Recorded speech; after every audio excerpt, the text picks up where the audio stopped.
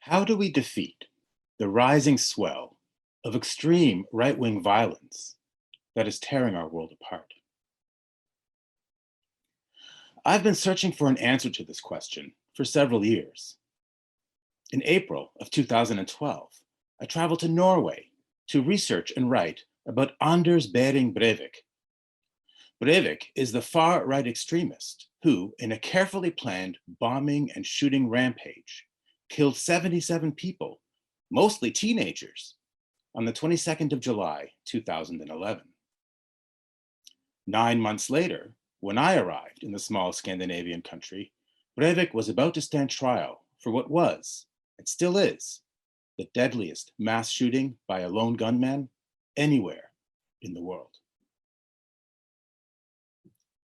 Speculation was high at the start of the trial that Breivik would be found guilty and sentenced to the maximum punishment allowable under law. In Norway, that's 21 years in prison, though his incarceration could be extended if he's determined to constitute an ongoing threat to society.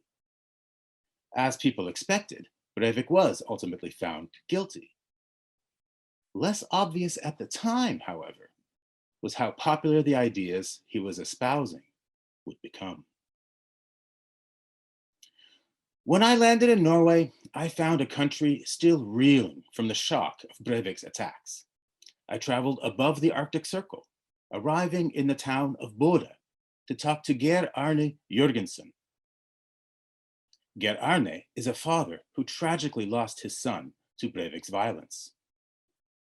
During our interview, he showed me the inside of his left forearm, now fully inked in a colorful tattoo of his son Espen's face.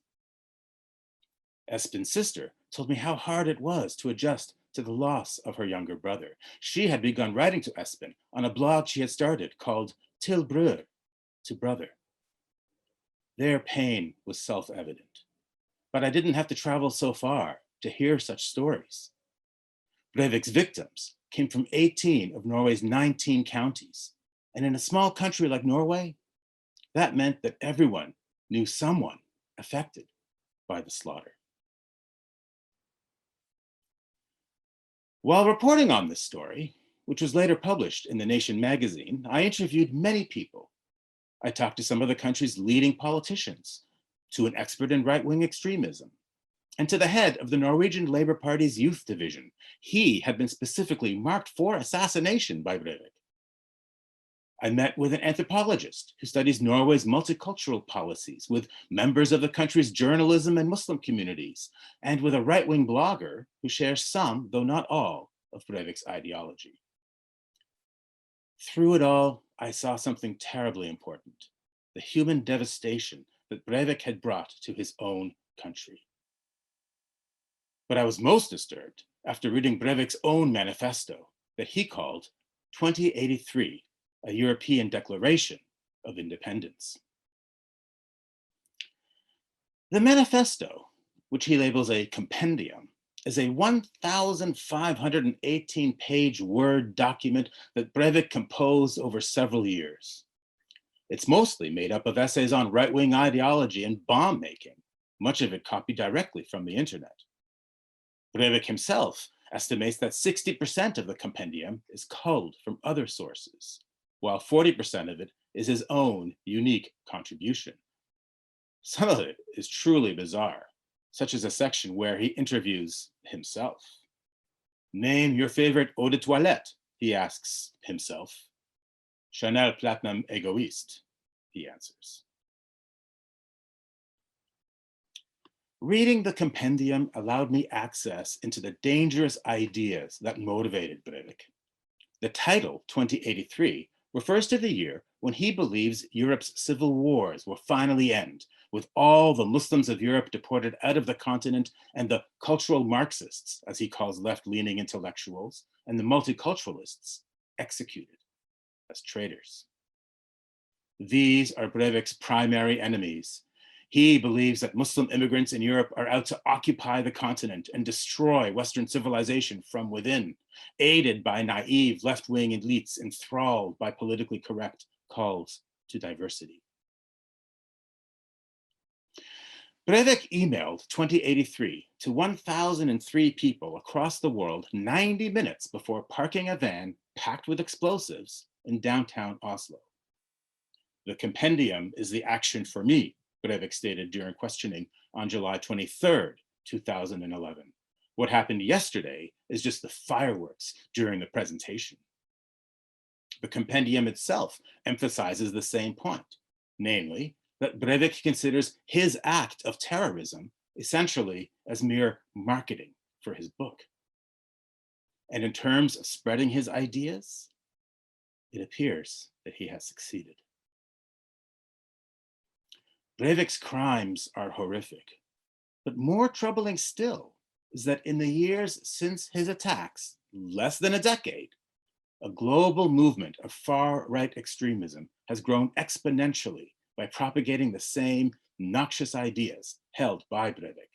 Today, far-right extremists unite around the Great Replacement theory, and the idea keeps spawning murderous violence around the globe. What exactly is the Great Replacement theory?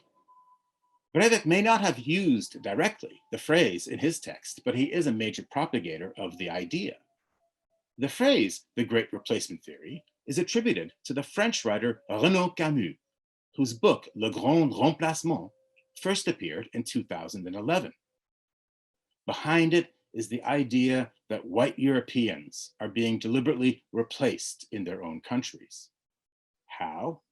Through large-scale government-imposed immigration of non-white peoples into their majority white nations.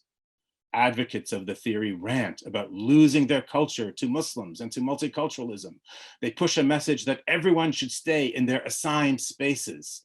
So Europe is only for white people, in other words, while Asia is for Asians and Israel is for Jews, etc.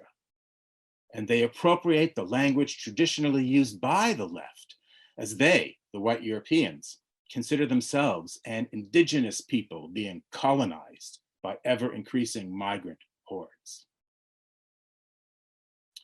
This is, of course, fear-mongering through statistical projection, racism through purity politics, but it's also a growing force, especially online.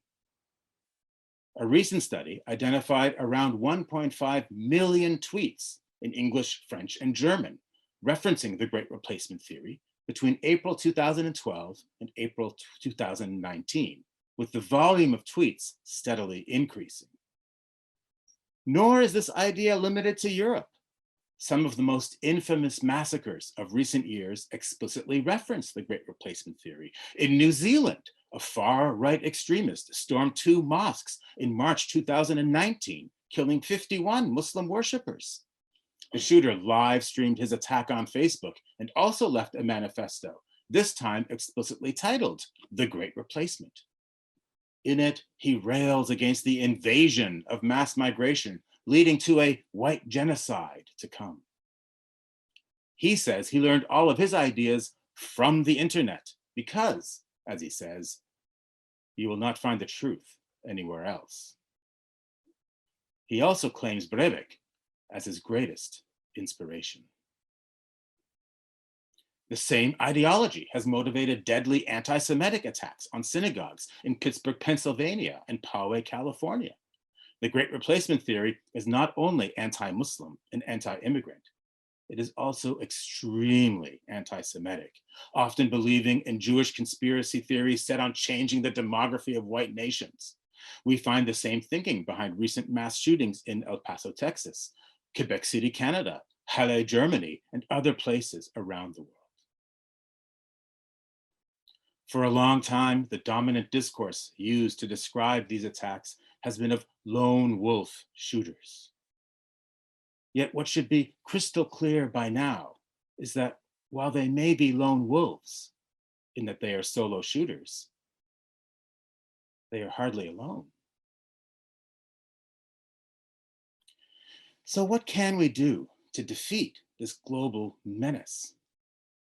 First off, we have to recognize that this is a real, growing, and dangerous phenomenon.